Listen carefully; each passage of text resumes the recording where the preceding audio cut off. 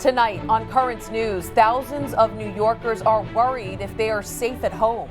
The residents live in NYCHA housing. The city says it's taking action to protect them. The tenants don't agree. I'm Jessica Easthope with both sides of the story.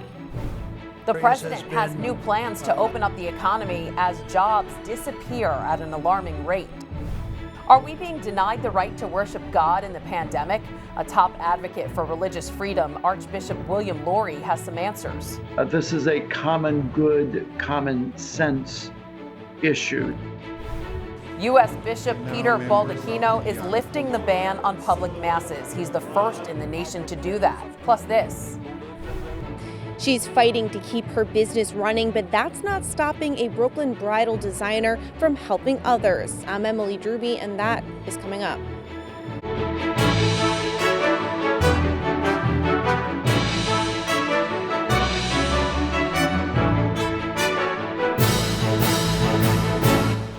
Good evening, I'm Christine Persichetti. New Yorkers living in city-run NYCHA apartments are facing big issues in the middle of the coronavirus crisis. They're struggling to get around and say they don't feel safe. The city argues they're taking action to protect the tenants. Currents News' Jessica Easthope has the story from Brooklyn. For people living in dense urban areas, social distancing has been difficult. For those who live in New York City Housing Authority buildings,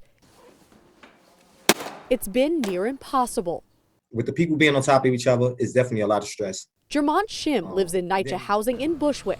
He says trying to navigate living on the 12th floor with an elevator that hardly works and keeping himself away from neighbors has been a vicious cycle. You can't be accompanied by anybody. You have to have social distance. So how do you help a mother downstairs from 11th floor? We reached out to NYCHA about several concerns raised by residents during the pandemic, the most obvious being sanitation.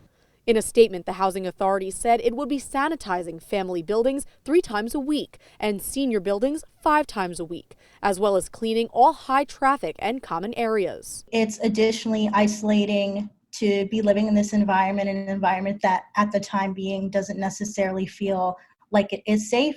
WANDY FELICITA Ortiz is a producer at Currents News and lives in NYCHA housing. She says she hasn't seen any extra cleaning efforts since the coronavirus outbreak.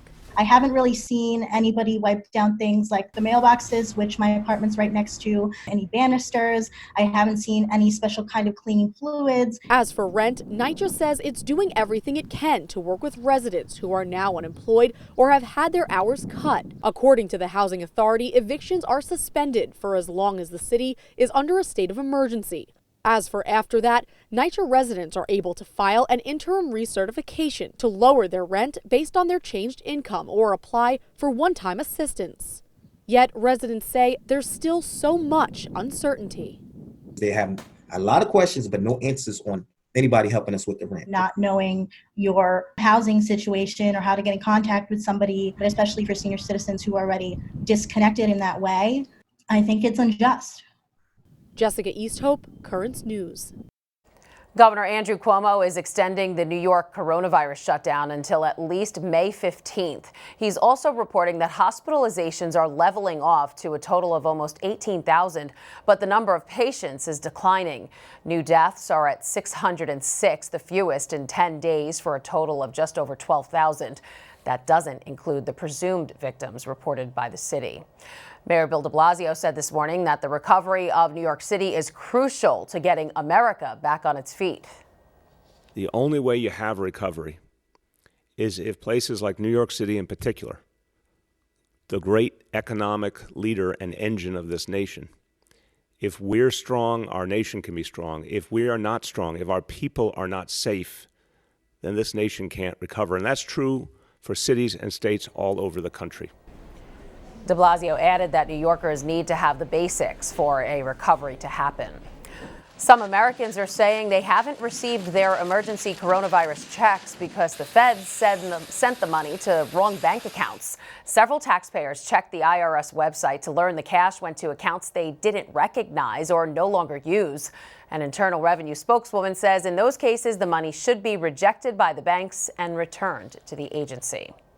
The economic damage from the crisis is reaching new heights tonight. Millions more Americans are losing their jobs at a record-breaking pace. Now, President Trump is setting up new federal guidelines on reopening the economy. Nadia Romero has more on protecting people's health and getting the country back to work. The country awaits word from the president on when he thinks it'll be time for Americans to get back to work. And we think some of the states can actually open up before the deadline of May 1st. As another 5.2 million workers filed for unemployment last week. Nothing has worked out at this point. Lines at food banks multiply with growing need. In Kentucky and Michigan, protests against stay-at-home orders. Us people that are at a lower risk, I feel like we should have continued out our lives and continued working. With fewer than 500 confirmed coronavirus cases in Alaska, an easing of stay-at-home orders will begin next week. Folks can go see their docs, again, chiropractors, physical therapists, etc. But governors of more populated states are increasing mandates, not lifting them. Let's not make the mistake of pulling the plug too early, as much as we all want to. I fear if we open up too early and we have not sufficiently made that health recovery and cracked the back of this virus, that we could be pouring gasoline on the fire, even inadvertently. In Boston, a grim reminder of the deadly toll of the coronavirus. As a police officer who died from COVID-19 is laid to rest. In Washington, Nadia Romero, Currents News. The U.S. Justice Department is backing a Mississippi Christian church in a legal battle over the First Amendment. The Temple Baptist Church in Greenville held drive-in services for their congregation during Holy Week. City leaders claimed that violated stay-at-home orders and issued fines. The federal government involvement ups the stakes in the conflict over religious freedom and public health. A prominent archbishop is a staunch fighter for religious freedom, and tonight he joins us to talk about what's happening at churches across the country amid the coronavirus pandemic. Archbishop William Lori of the Archdiocese of Baltimore is with us now. And Archbishop, the Mass and Eucharist are a big part of our faith, and because of this crisis, churches have closed, services are being held online, and we can't physically have the sacrament. So how does that affect our faith? We are feeling their absence. We are feeling it keenly. I think there is in so many people what I would call a Eucharistic hunger, a deep desire for the peace that comes from being reconciled to God and the sacrament of penance. So online masses and are wonderful. Thank God we have this technology. But at the same time, of course, we are hungering and thirsting for that day when, even if it's on a limited basis, we'll be able to receive our Lord in Holy Communion and the sacraments in person. Yeah, well, some Christians across the country are mad. They want to go to church. In fact, in California, I'm not sure if you heard, 3 church communities are suing the governor there, alleging that social distancing orders violate their First Amendment right to freedom of religion. What do you think about that? I would say that if religion were being singled out differently than, let's say, sports or other kinds of big gatherings, there would be an issue, and I understand that in some places that might actually be the case. But in the main, I would say this is not a religious liberty issue. This is a common good, common sense issue. So, for example, speaking for myself, I reached this decision because I love my people. And I don't want them to get sick. And I don't want coming to church being the occasion for them getting sick. Well, what about some areas won't even allow drive-up church services, as we saw in Mississippi, where churchgoers were issued fines. Many argue churches can practice safe social distancing the same way grocery stores or liquor stores do. What do you say to those people and those priests or reverends that are having those masses? First of all, the desire to do this is a very good thing, and perhaps there are places in the country where it works, but we have to recognize that not all situations are the same. In urban areas, including Baltimore, I would dare say throughout the Northeast, there's a lot of churches that don't have parking lots. And where that kind of thing doesn't work. Right. Sometimes the best laid plans for keeping social distance really fall apart under the pastoral realities of the moment. Yeah, there's even been calls on social media for priests to rebel and offer underground masses. It reportedly happened here in New York. What do you say to those priests? Bringing people into church and putting them in harm's way in contravention to what their bishops have asked and in contravention to what civil authority has legitimately asked us to do, I think that's irresponsible. All right, and normally not going to Mass is a sin. How does this crisis and online liturgies affect that stance? First of all, we always have a lot of people who don't show up on Sunday. Let's face that pastoral reality first. What I've honestly found is that this crisis has been an opportunity.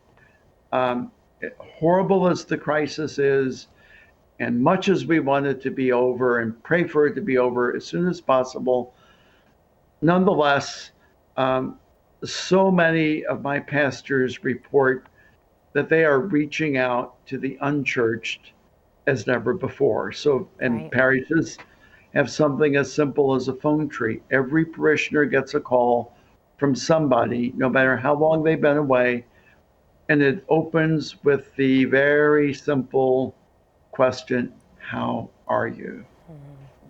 A lot of those folks have been waiting for that call for years. This is an unusual situation. The obligation to go to Mass recognizes that there are exceptions as well. Serious illness, the threat of serious illness certainly qualifies. All right, Archbishop William Lori from the Archdiocese of Baltimore, thank you for joining us. Glad to be with you. Thank you. A New Mexico bishop is lifting his diocese's ban on the public celebration of Mass. Bishop Peter Baldacchino of Las Cruces is telling his priests to follow state guidelines, which limit gatherings of more than 5 people. He's the first U.S. bishop known to have restored public worship since the coronavirus took hold last month. Pope Francis is ramping up an emergency commission to fight the COVID-19 crisis and aid people around the world. Helping spearhead the campaign is Caritas, linking up with local churches. In bringing support to the people in the area of food security, in the area of health, and also in other basic necessities, because if not, people, when they are in confinement, since they don't have money, they have the tendency to go out and work, and that becomes a danger.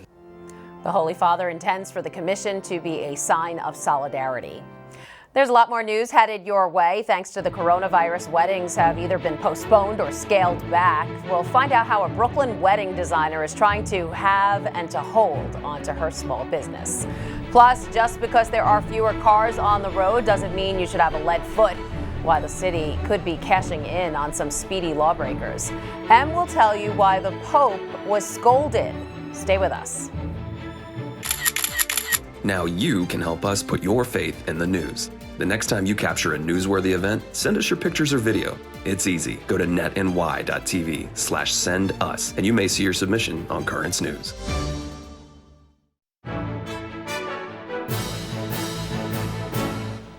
The economy has taken a huge hit from this crisis, and businesses both big and small are feeling the effects. Emily Drooby follows one wedding designer who's fighting to make ends meet. She has that story from Carroll Gardens.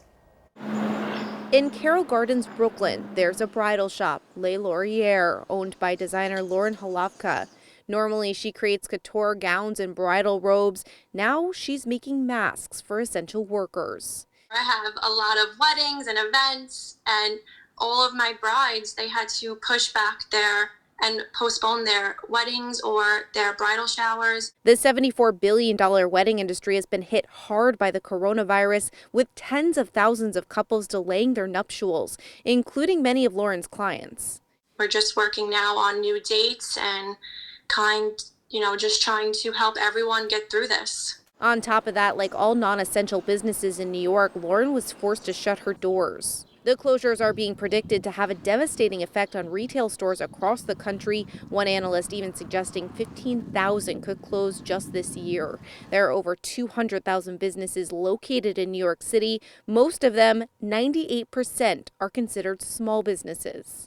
Even though her storefront is closed, Lauren has been able to keep her business up and running, talking to brides over the phone and internet and working out of her home studio. But she does have some extra time on her hands. Through this time, we have freed up. These few weeks we could definitely create masks and help people. She's using that time to give back, making masks and dropping them off to essential workers.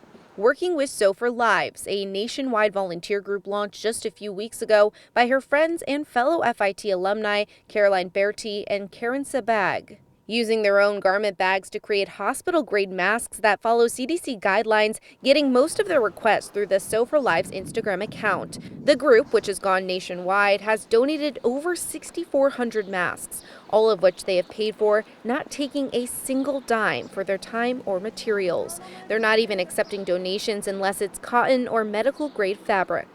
To be able to give back and help and is just so rewarding, and this is why we do what we do. In Carroll Gardens, Brooklyn, Emily Drooby, Currents News. The emergency program to help small businesses survive the pandemic is out of money. The $349 billion fund is supposed to give small businesses an infusion of cash to keep their doors opened and workers employed, but all the money has been used already. The Treasury Department and Congress are scrambling to make a deal that would increase funding. An NYPD detective who beat a 9/11-related cancer has succumbed to the coronavirus. Detective Robert Cardona was fighting the virus for nearly a month when he passed earlier today. The 19-year veteran served in Gramercy Park at the 13th Precinct. He leaves behind an 8-year-old son. Detective Cardona is the 27th employee of the NYPD, uniformed and civilian, to die from coronavirus. New York streets may be emptier than usual, but speeding tickets have more than doubled. Over 24,000 tickets were sent to speeders last month through the city's automated cameras. That was up from the 12,000 issued in February. Rush hour speeds also increased along the city's highways. In Brooklyn and Queens, it rose to around 85%.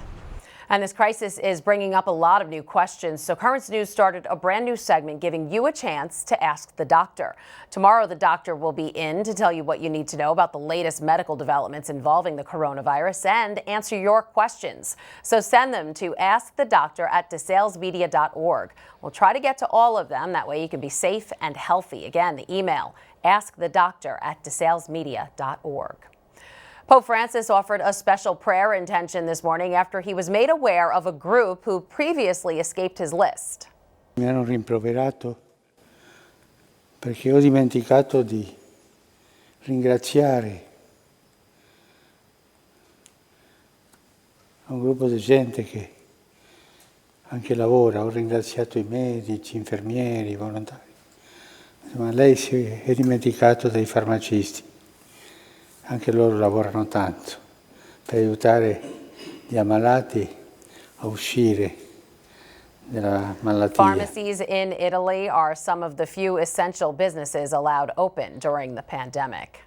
Some doctors in Italy were given another job on Easter Sunday. Eucharistic minister Bishop Giovanni Nurbini of Prato gave permission to 6 doctors caring for coronavirus patients at a hospital there to distribute communion to them. Nurbini made them extraordinary Eucharistic ministers, allowing them to give communion to about 100 patients. The Archbishop of Paris is welcoming a renewed pledge by the French president to rebuild Notre Dame Cathedral. Archbishop Michel Aupetit called it a moment of global emotion and witness when President Emmanuel Macron said while construction is on hold right now because of the pandemic, it will start up again soon with a goal of being done by 2024. Yesterday marked 1 year since fire tore through the famed cathedral, destroying part of the historic structure. Still to come on Currents News, Pope Benedict turns 93 today. We'll tell you how he's celebrating. Plus, Till Death Do Us Part, now on hold for many engaged couples. We'll tell you how one is dealing with planning a wedding during a pandemic.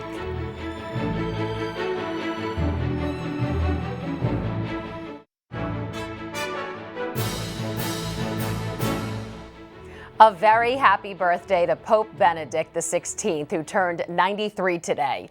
Normally, the Pope Emeritus drinks beer and eats pretzels for his birthday, but because of the coronavirus, the retired pontiff celebrated at his Vatican home with no visitors.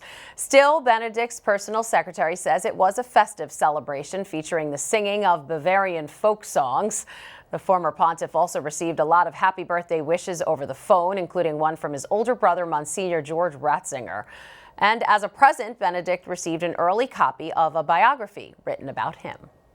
Finally, tonight, the coronavirus has put life on hold for a lot of people, especially couples who are trying to start a new life together. Melissa Butts has been looking forward to her wedding for months, but now she and her fiancé are facing a future full of uncertainty. She reports from Rome on how they're strengthening their love during a pandemic. Hi, I'm Melissa. Hi, I'm Nick. I'm American. I'm Italian. And this year, we're getting married.